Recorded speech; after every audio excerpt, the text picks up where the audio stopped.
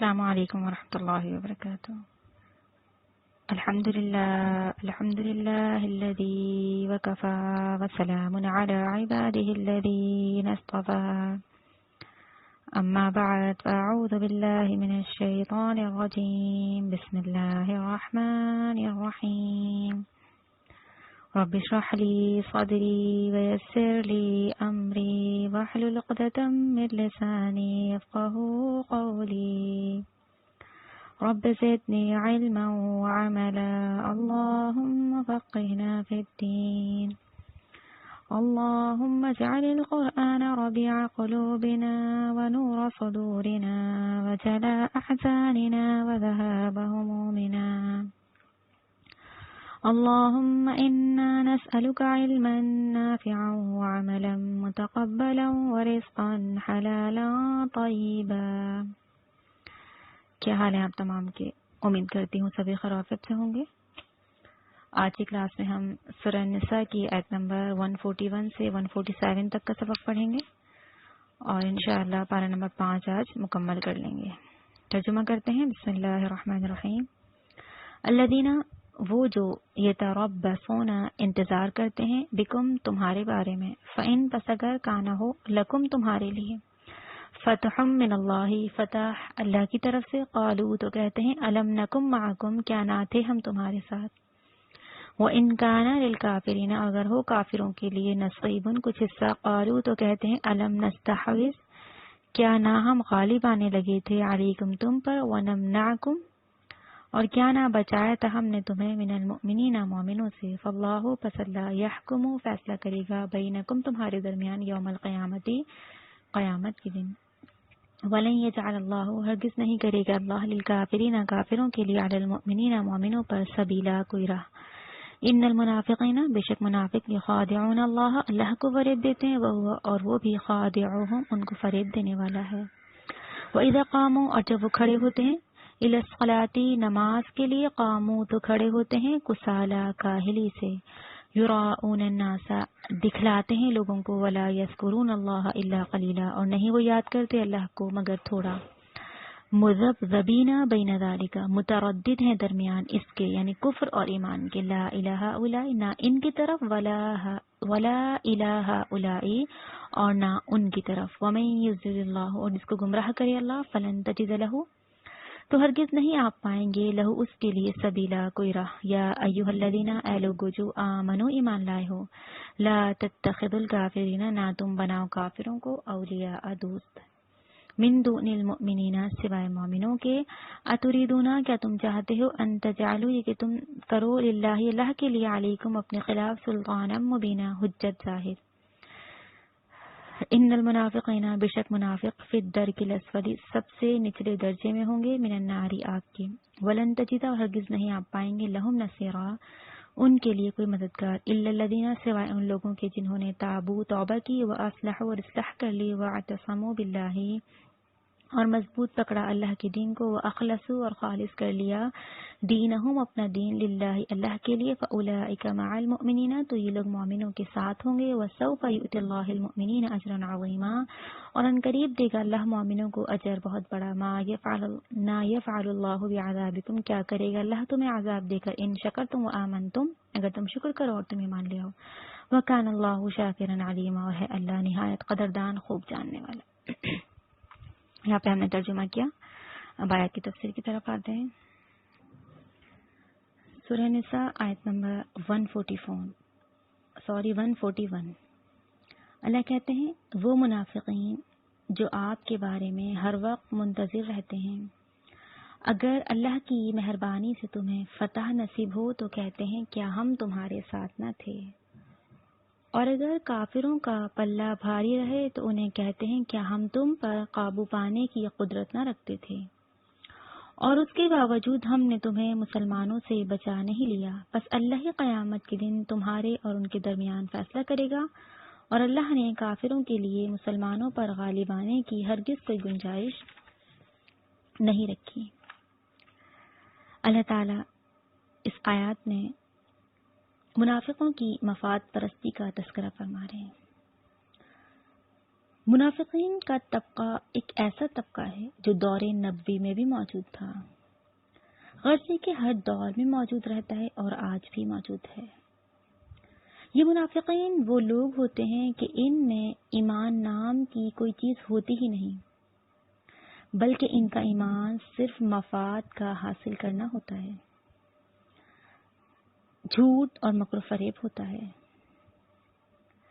ایسے جو لوگ ہوتے ہیں بس ہوا کا رخ دیکھتے رہتے ہیں، جدھر سے مفاد حاصل ہونے کی توقع ہو فوراً باتیں بنا کر ادھر ہی چلے جاتے ہیں۔ اس آیت میں اللہ رب العالمین نے دور نبوی صلی اللہ علیہ وآلہ وسلم کے منافقوں کا حل بیان فرمایا کہ اگر مسلمانوں کو فتح نصیب ہو تو مال غنیمت میں سے حصہ لینے کی غرض سے کہتے ہیں آخر ہم بھی تو مسلمان اور تمہارے ساتھی ہیں، لہٰذا ہمیں بھی حصہ ملنا چاہیے۔ اور کافروں کو فتح ہو تو ان سے جا ملتے ہیں اور کہتے ہیں تمہارے ساتھ ہماری ہمدردیوں کا ہی نتیجہ ہے کہ تمہیں فتح حاصل ہوگی، ورنہ اگر ہم دل جمعی سے مسلمانوں کا ساتھ دیتے تو فتح پانا تو درکنار مسلمان تمہارا برا حال کر دیتے، لہٰذا ہمیں تم کیسے نظر انداز کر سکتے ہو۔ اس طرح وہ دونوں طرف سے مفاد حاصل کرنے کی کوشش میں لگے رہتے ہیں۔ لہٰذا دور نبوی میں بھی اور آج کل ہمارے یہاں بھی مفاد پرستوں کی ایک کثیر جماعت موجود ہے، کبھی کسی طرف رخ پھیر لیتی ہے، کبھی کسی طرف رخ پھیر لیتی ہے وہ جماعت۔ اللہ کہتے ہیں یہ ان کا حال ہے۔ فرمایا گیا وہ منافقین جو آپ کے بارے میں ہر وقت منتظر رہتے ہیں کہ اگر اللہ کی مہربانی سے تمہیں فتح نصیب ہو تو کہتے ہیں کہ ہم تمہارے ساتھ نہ تھے، اور اگر کافروں کا بلہ بھاری رہے تو انہیں کہتے ہیں کہ ہم تم پر قابو پانے کی قدرت نہ رکھتے، اور اس کے باوجود ہم نے تمہیں مسلمانوں سے بچا نہیں لیا، پس اللہ قیامت کے دن تمہارے اور ان کے درمیان فیصلہ کرے گا، اور اللہ نے کافروں کے لیے مسلمانوں پر غالب آنے کی ہرگز کوئی گنجائش باقی نہ رکھی۔ فرمایا گیا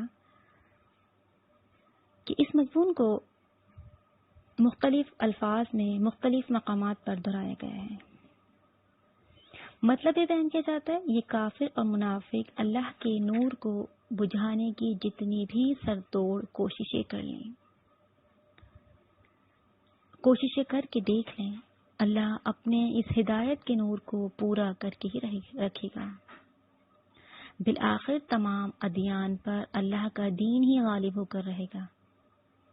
ایسی صورت ناممکن ہے کہ کافر مسلمانوں پر غالب آ جائیں۔ اللہ کہتے ہیں یہ منافق اللہ سے دھوکہ بازی کرتے ہیں، جبکہ اللہ ان کے دھوکے کو انہی پر ڈال دیتا ہے، اور جب وہ نماز کے لیے کھڑے ہوتے ہیں تو ڈھیلے ڈھالے کھڑے ہوتے ہیں۔ یہ لوگ دوسروں کو دکھانے کے لیے نماز ادا کرتے ہیں اور اللہ کو کم ہی یاد کرتے ہیں۔ منافقین ہی کا تذکرہ ہو رہا ہے ان آیات میں بھی۔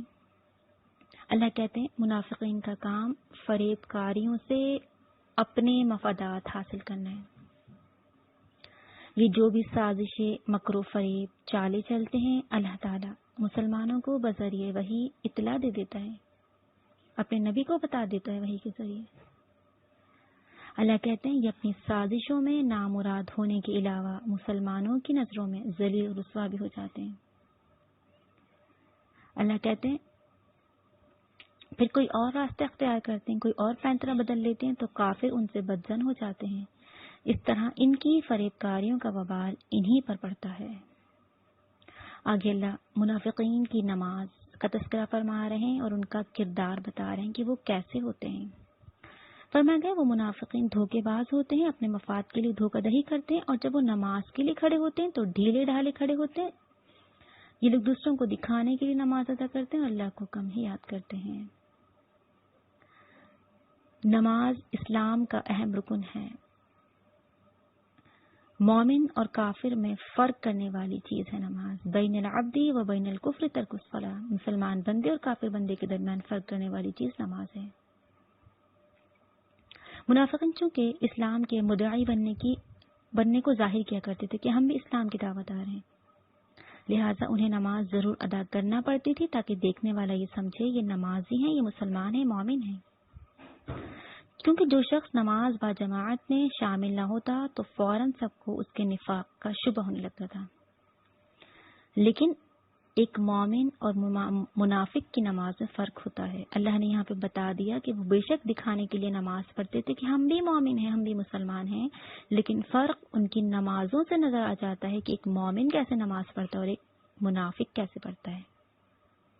فرمایا مومن بڑے ذوق و شوق سے آتے اور وقت سے پہلے مسجدوں میں پہنچ جاتے، نماز نہایت اطمینان اور خشوع اور خضوع کے ساتھ ادا کرتے اور نماز کے بعد بھی کچھ وقت ذکر و اذکار میں مشغول رہتے اور مسجدوں میں ٹھہرے رہتے.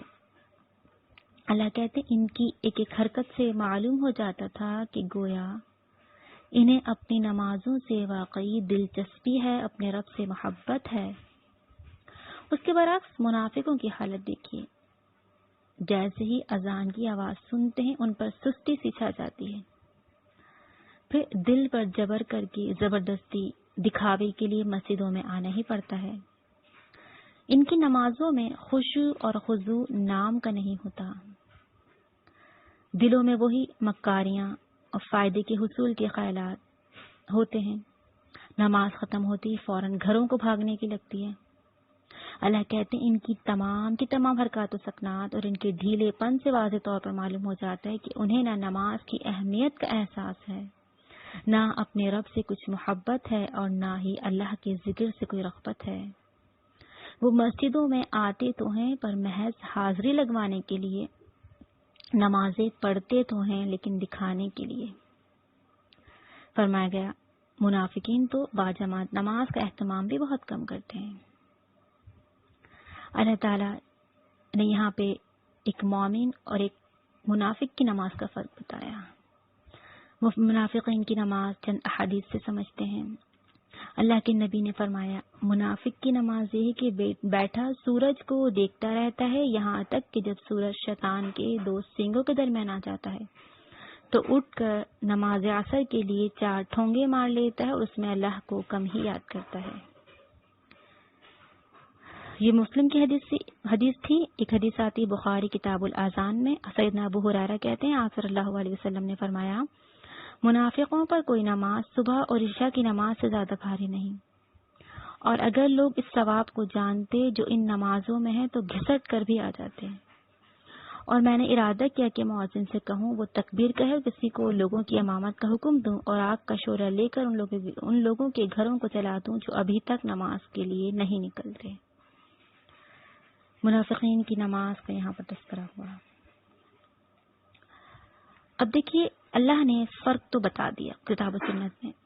اب وقت آ جاتا ہے میرا اور آپ کا محاسبہ کرنے کا کہ ہم دیکھیں اپنی نمازوں کو ٹٹولیں، اپنی نیتوں پر غور کریں کہ آیا ہماری یہ عبادت کس طرح کی ہے. کیا ہمارا شمار ان منافقین میں ہوتا ہے کہ جن کے بارے میں اللہ نے بتایا وہ ڈھیلے ڈھالے ہوتے ہیں، دکھاوے کے لیے کرتے ہیں، اللہ کو کم ہی یاد کرتے ہیں. اللہ کو یاد کرنا ان کا غرض نہیں ہوتا، دکھاوا ہوتا ہے. تو میں نے اور آپ نے محاسبہ کرنا ہے اپنی نمازوں کا. کیا ہے ہم بھی ٹھونگے مار رہے ہیں، اللہ کو کم یاد کر رہے ہیں، اس طرح ایک بگاڑ ٹالنا ہوتا ہے، سر سے بوجھ ہلکا کرنا ہوتا ہے، اس طرح کی نماز پڑھ رہے ہیں، یا پھر واقعی خشوع و خضوع ہے، رب کی محبت ہے، ذکر و اذکار میں مشغول ہے، خشوع اور خضوع ہے، اطمینان ہے، رب کی چاہا ہے، دکھاوا نہیں ہے، اللہ کی رضا کے لیے تمام چیزیں ہماری نمازوں میں موجود ہیں یا نہیں. آئیے محاسبہ کرتے ہیں، ٹٹولتے ہیں اپنی نمازوں کو، اور جہاں خامیاں ہیں منافقین کی، جہاں علامات ہماری نمازوں میں پائی جا رہی ہیں، وہ سب چیزیں چھوڑنے کی کوشش کرتے ہیں تاکہ ہمارا شمار بھی ان لوگوں میں نہ ہو جائے جیسے منافقین کی نماز ہوتی ہے. اللہ اپنے مومن بندوں کی نماز کا طریقہ کتنا پیارا بتا رہے ہیں کہ وہ کس انداز سے پڑھتے ہیں. جہاں غلطیاں ہیں میری اور آپ کی نمازوں میں، وہاں انشاءاللہ ہم نے اس کمی کو، اس کوتاہی کو ختم کرتے ہوئے اپنی نماز ایک مومن کی سی نماز بنا لینی انشاءاللہ. آگے بڑھتے ہیں. یہ کفر اور ایمان کے درمیان لٹک رہے ہیں، نہ ادھر کے ہیں نہ ادھر کے، اور جسے اللہ گمراہ کرے آپ اس کے لیے کوئی راستہ نہ پائیں گے. اللہ کے نبی نے فرمایا تم قیامت کے دن اللہ کے ہاں بدتر اس شخص کو دیکھو گے جو 2 رخا ہو، ان کے پاس آئے تو ان کی سی کہے اور ان کے پاس جائے تو ان کی سی کہے. منافق کی علامت 2 رخا ہونا. اللہ اکبر. یہ برائی تو آج کل ہم تمام میں ہی پائی جاتی ہے، جس کے منہ پر ہوتے ہیں اسی کے ہوتے ہیں. ہر بندے کے اندر یہ برائی پائی جاتی ہے. یہ منافقت ہمارے اندر رچ بس چکی ہے. ان کے پاس آئے تو ان کسی کا ہی، ان کے پاس جائیں تو ان کسی کا ہی. دو رخا ہمارے، دو چہرے ہو گئے ہمارے. یہ بہت بڑا گناہ ہے، یہ منافقت کی علامت ہے. اس سے ہمیں بچنا ہے، متردد نہیں ہونا، کفر اور ایمان کے درمیان لٹکنا نہیں ہے، بلکہ ہم نے پکا اور سچا مومن بننا ہے.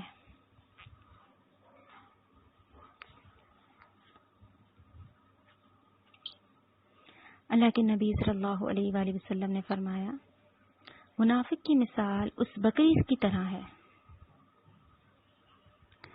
جو جفتی کے لیے دو ریوڑوں کے درمیان متردد رہتی ہے. بکری کی تلاش میں، یعنی کبھی ایک ریوڑ کی طرف جاتی ہے، کبھی دوسرے کی طرف جاتی ہے.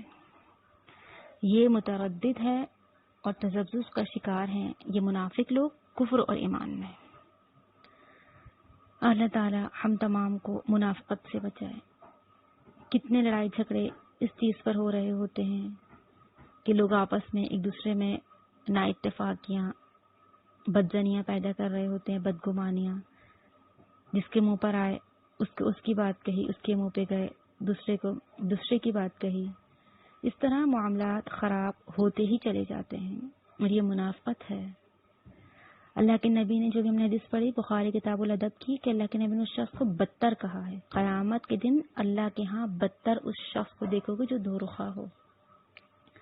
جو اللہ کی نظر میں، اس کے نبی کی نظر میں بدتر ہوگا، اس کا کیا انجام ہوگا. اللہ ہم تمام کو منافقت سے بچائے. آگے بڑھتے ہیں. اے ایمان والو، مومنوں کو چھوڑ کر کافروں کو اپنا دوست نہ بناؤ. کیا تم اپنے آپ پر اللہ کی صریح حجت قائم کرنا چاہتے ہو؟ اللہ تعالیٰ یہاں پہ حکم کیا دیتے ہیں؟ منافقوں سے دوستی کی ممانعت فرما رہے ہیں. فرمایا گیا اللہ تعالیٰ نے تو تمہیں غیر مسلموں اور منافقوں سے دوستی بنانے سے منع فرما دیا. اگر تم اللہ کے حکم کے باوجود بھی ایسا کام کرو گے تو اس کا مطلب یہ ہوگا کہ اللہ کے حضور تم خود ہی اپنے آپ کو سزا کے مستحق قرار دے رہے ہو. لہذا یہ حکم نہایت جامع ہے، جس کا تعلق افراد سے بھی ہے اور حکومت سے بھی ہے، اس دنیا سے بھی اور آخرت سے بھی ہے. فرمایا گیا کہ جس طرح ایک شخص کو کسی غیر مسلم یا منافق سے دوستی لگانے میں نقصان ہی کا اندیشہ ہوتا ہے، اسی طرح اگر کوئی اسلام یا مسلمان حکومت بھی غیر مسلموں سے دوستی کے روابط قائم کرے گی تو نقصان ہی اٹھائے گی، اور اس کا تجربہ بہت دفعہ ہو بھی چکا ہے. اور بعض اوقات منافقوں اور غداروں نے ہی جو حکومت کے ذمہ دارانہ مناصب پر فائز سے مسلمانوں کی حکومت کو دبو دیا. اللہ کہتے ہیں ان سے دوستی نہ گاڑو، ان کو اپنا ہمدرد نہ سمجھو، دلی دوست نہ بناؤ. آگے فرمایا یہ منافقین دوزخ کے سب سے نچلے طبقے میں ہوں گی اور اے نبی آپ ان کا کوئی مددگار نہ پائیں گے. اب اللہ تعالیٰ منافقوں کی سزا بتا رہے ہیں کہ دیکھو تمہارا جو انجام ہوگا کیا ہوگا. کہ جس طرح سے جنت کے بہت سے درجات ہوتے ہیں اسی طرح جہنم کے بھی بہت سے درجات ہیں، اور منافقین یا ان سے دوستی رکھنے والوں کا ٹھکانہ جہنم کا سب سے نچلا درجہ ہوگا، جہاں سب سے زیادہ عذاب ہوگا، اور یہ کافروں کے عذاب سے بھی سخت ہوگا. کیونکہ کافر اپنے دین اور ایمان کے معاملے میں کسی کو دھوکہ نہیں دیتے، جبکہ منافق کافروں اور مسلمانوں دونوں کو دھوکے میں رکھ کر ان دونوں سے مفادات حاصل کرتے ہیں یا حاصل کرنے کی کوشش کرتے ہیں. کتنی بڑی سزا. سب سے نچلا طبقہ، کافروں سے بھی بڑھ کر گنہگار بتایا گیا منافق کو. اور یہ منافق کی علامات ابھی ہم یہاں پہ سمجھتے ہیں. اللہ کے نبی نے فرمایا، ابو ہریرہ رضی اللہ تعالیٰ عنہ کہتے ہیں اللہ کے نبی نے فرمایا منافق کی 3 نشانیاں ہیں. جب بات کرے تو جھوٹ بولے، جب وعدہ کرے تو اس کا خلاف کرے، اور جب اس کے پاس امانت رکھوائی جائے تو خیانت کرے. بخاری کتاب الایمان میں ایک اور حدیث آتی ہے. سیدنا عبداللہ بن عمر بن عاص کہتے ہیں آپ صلی اللہ علیہ وسلم نے فرمایا جس میں 4 باتیں ہوں وہ خالص منافق ہے، اور جس میں ان میں سے کوئی ایک ہوگی تو اس میں نفاق کی ایک خصلت ہوگی، یہاں تک کہ وہ اسے چھوڑ دے، اور وہ یہ ہیں: جب اس کے پاس امانت رکھیں تو خیانت کرے، جب بات کرے تو جھوٹ بولے، کوئی عہد کرے تو بے وفائی کرے، اور جب لڑائی کرے تو جھگڑا کرے تو کیا کرے؟ گالی گلوچ کرتا ہے۔ دیکھیے یعنی کیسی چیزیں سامنے آ رہی ہیں منافقت کی۔ یہ چیزیں ہم سب میں پائی جاتی ہیں، جھوٹ بھی بولتے ہیں، وعدہ خلافی بھی کرتے ہیں، امانت میں خیانت بھی کر رہے ہوتے ہیں، گالی گلوچ بھی کر رہے ہوتے ہیں، دوسروں کو دھوکہ فریب بھی دے رہے ہوتے ہیں، نمازوں میں دکھاوا بھی ہوتا ہے، خوش و خضوع نہیں ہوتا، دو رخے بھی ہیں۔ یہ بہت سی علامات اللہ تعالیٰ ان آیات میں قرآن و حدیث کے ذریعے ہمیں بتا رہے ہیں۔ اپنا محاسبہ کرنا ہے، ٹٹولنا ہے کہ آیا ہمارا شمار ان لوگوں میں تو نہیں ہو رہا، کہیں ہم ان المنافقین فی الدرک الاسفل من النار میں تو شامل نہیں ہو رہے، کہ ہمارے لیے عذاب ایسا تو نہیں ہوگا جو سب سے نچلے طبقے میں ہوں گے منافقین۔ اللہ نے کہا اللہ ہم تمام کو محفوظ رکھے۔ آگے بتایا ہاں ان میں سے جن لوگوں نے توبہ کر لی اور اپنی اصلاح کر لی اور اللہ کے دین کو مضبوطی سے پکڑ لیا اور اللہ کے لیے دین کو خالص کر لیا تو ایسے لوگ مومنوں کے ساتھ ہوں گے، اللہ تعالیٰ عنقریب مومنوں کو بہت بڑا اجر عطا فرمائے گا۔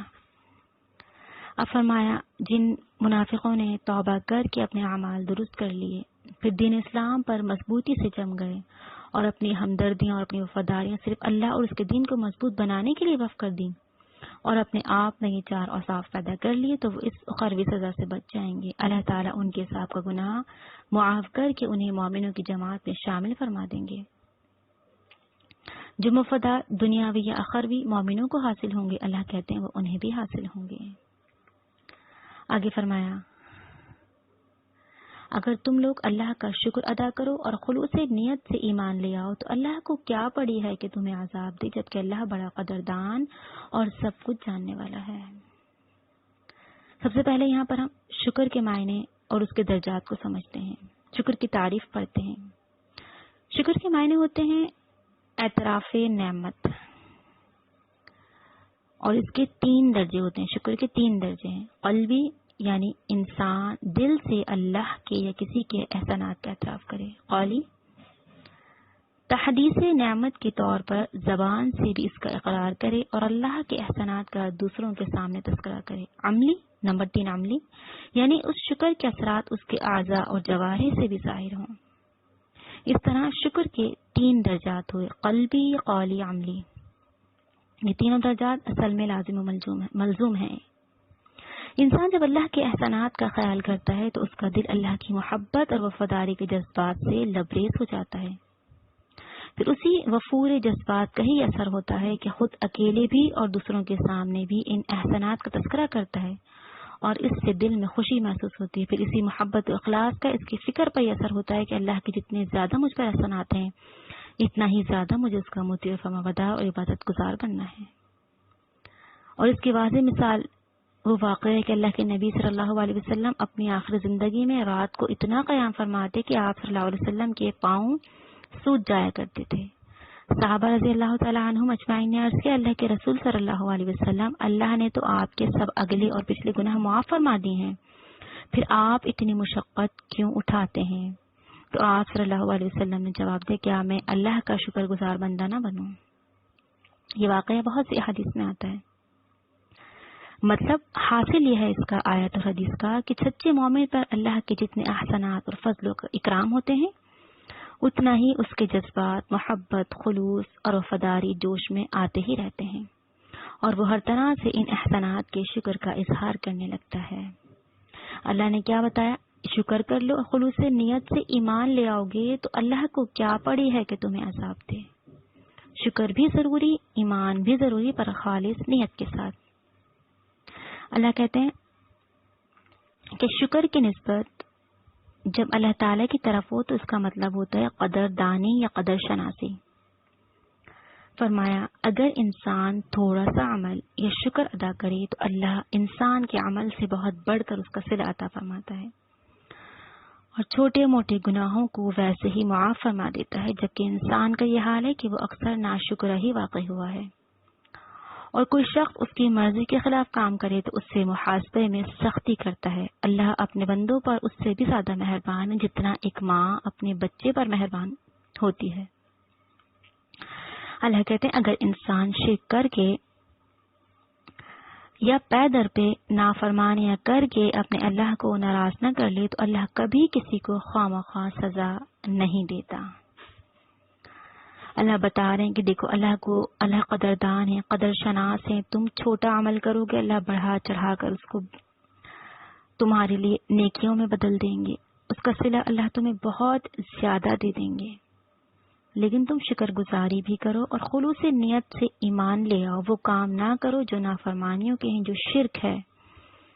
اللہ کو خواہ مخواہ کیا پڑی ہے تمہیں عذاب دے کر. جس طرح کہ ایک ماں اپنے بچے سے بے پناہ محبت کرتی ہے اور جان کر کے وہ کبھی بھی تکلیف نہیں دیتی اپنی اولاد کو، تو ایک وہ رب جس کی محبت کی کوئی مثال نہیں ہے، وہ کیوں کر اپنے بندوں کو آگ میں ڈالے گا، کیوں کر ان کو عذاب دے گا. اللہ یہی کہتے ہیں کہ اگر تم اللہ کا شکر کر لو گے، خلوص نیت سے ایمان لے آؤ گے، تو اللہ کو کیا پڑی ہے کہ تمہیں عذاب دے، جبکہ اللہ بڑا قدردان اور سب کچھ جاننے والا ہے. تو ہم نے نیکیاں کرنی ہیں، اللہ کا شکر ادا کرنا ہے. اللہ نے ہم پہ بہت نعمتیں عطا کی ہوتی ہیں، پر افسوس کہ ہم ان نعمتوں کی قدر نہیں کر رہے ہوتے، اور جب وہ نعمت ہم سے چھین لی جاتی ہے تب ہمیں احساس ہوتا ہے وہ نعمت ہماری کتنی بڑی تھی، کتنی اہم چیز تھی ہمارے لیے. تو اللہ کہتے ہیں لئن شکرتم لأزیدنکم ولئن کفرتم ان عذابی لشدید. اگر تم شکر کرو گے تو اللہ اپنی نعمتوں کو بڑھا دیں گے، اگر کفر کرو گے تو میرا عذاب بہت سخت ہے. تو اللہ کی نعمتوں کا انکار نہیں کرنا، کفران نعمت نہیں کرنا، شکر گزاری کرنی ہے. اللہ ہمیں اتنا عطا کرتا ہے، ہمیں اس رب کے احسانات کو ماننا چاہیے اور اس کو مانتے ہوئے نیکیوں میں سبقت لے جانی چاہیے.